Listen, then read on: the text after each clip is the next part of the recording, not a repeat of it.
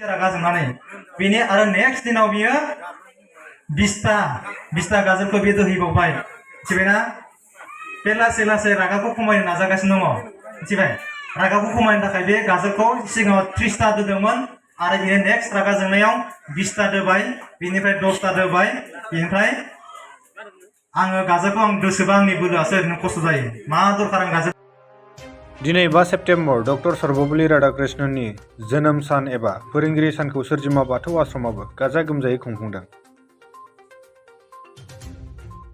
बे फोरोंगिरि सान फोरबो फालिनायाव गाहाय आलासि महरै बाहागो लायो राङापारा बियाब दुलाराय बाथौ महासभानि लेङाइ आफादगिरि कृष्ण बर', लोगोसे बे फरायसालिनि गोरायुं आराधन बसुमतारी, लोगोसे गासै थाखो फोरोंगिरि बिथांमोन आरो रायजो राजा गासै बिमा बिफाफोरनि बाहागो लानायाव हाबाफारिया गाबगोनाङै जाफुंसारो।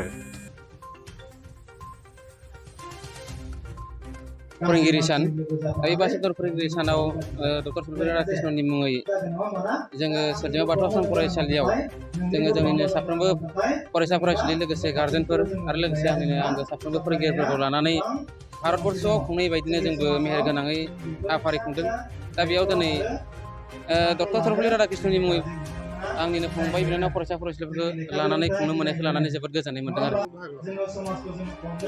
जोङो आलासि महरै मोननो हादों जोंनिनो बाथौ गौथुमनि राङापारा बियाब बाथौ गौथुमनि मानगोनां भाइस प्रेसिडेन्ट लोगोसेयैनो बिथांजों लोगोसे फैफानो हादों बाथौ गौथुमनिनो बियाबनि गाहाय दौरि बिथां सानैखौ जों लोगो मोननो हादों आरो दा बेनिनो माखासे आलासिफोरखौ लाबोनायनि खोथामोन नाथाय बिथांमोना माखासे एंगारहायै जाहोनाव फैनाय जायासै।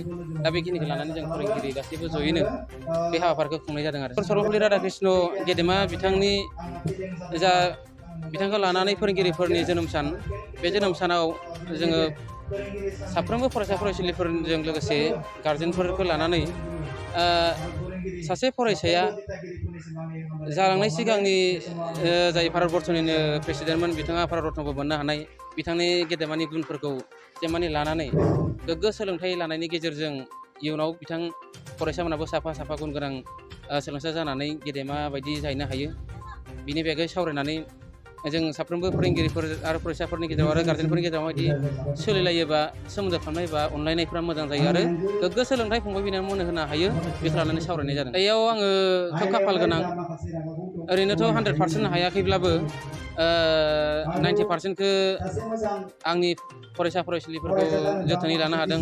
बेनि गुदियावनो दङ आङो आंनिनो फरायसालि सामलाय आफादनि बिबानगिरिफोर बेजों लोगोसे आङो खाफाल गोनां हिसाबै गोबां गुन गोनां फरायसाफोरखौ फोरोंनो हानाय फोरोंगिरिफोर मोननो हादों।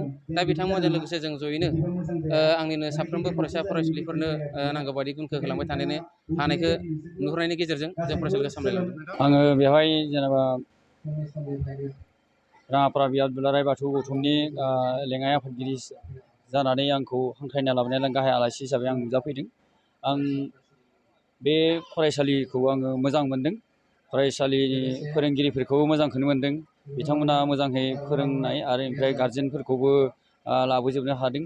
मानो होनबा गार्जेनफोरनि गेजेराव माने बिमा बिफाया फैदों बिमामोनासो फैदों होननानै बिफामोनखौ आं फैनाय गोबां नुवाखिसै। होमब्लाबो बिमाफ्रा गासैबो फैजोबदों। फैनायावहाय गासैबो बाहागो लाजोबदों आरो ओमफ्राय फरायसा गथ'फोरखौबो मोजां नुदों। बिथांमोना मोजाङै फोरोंना लादों। बिथांमोननि फोरोंनाया गाज्रि नङा, मोजाङैनो फोरोंदों।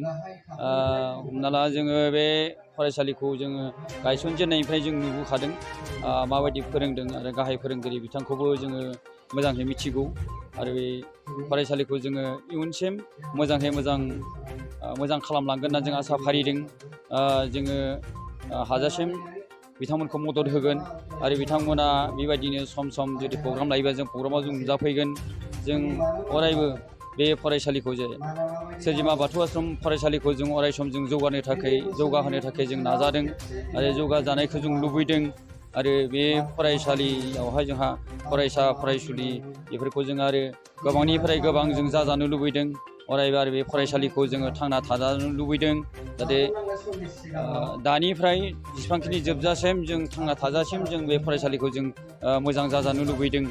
आरो बेयावहाय जों थांनाय नैबे बोसोरावनो 7 फरायसा फरायसुलिया नैथि थाखो आरो ओमफ्राय थामथि थाखो सेथि थाखोआवहाय मेट्रिक आनजादाव उथ्रिसार हादों। ओमफ्राय आरो बिनिख्रुइ जोङो फैगोन बोसोरावहाय गोबां मेट्रिक आनजादाव उथ्रिजानो जों लुबैदों। उथ्रिहोनो हागोन बिथांमोना फोरोंनायफोरखौ जों गाज्रि नुहुराखै। बिथांमोना पाठदान खालामनायखौ हिक्खादान होनायखौ जों गाज्रि नुहुराखै। जोंनिफ्रायथ' अरायबो जों मोजांखौनो हास्थायदों आरो हास्थायबाय थागोन। आरो जाहाथे बे जौगानायावहाय जों रायजो जानानैबो जों बिथांमोनखौ जोङो हेफाजाब नाजानाय होगोन। आरो अरायबो जोङो बिथांमोननि जौगानायखौ जोङो लोगोसे थाफानानै बे फरायसालिखौ जौगाहोनायाव जों अरायबो मदद होगोन।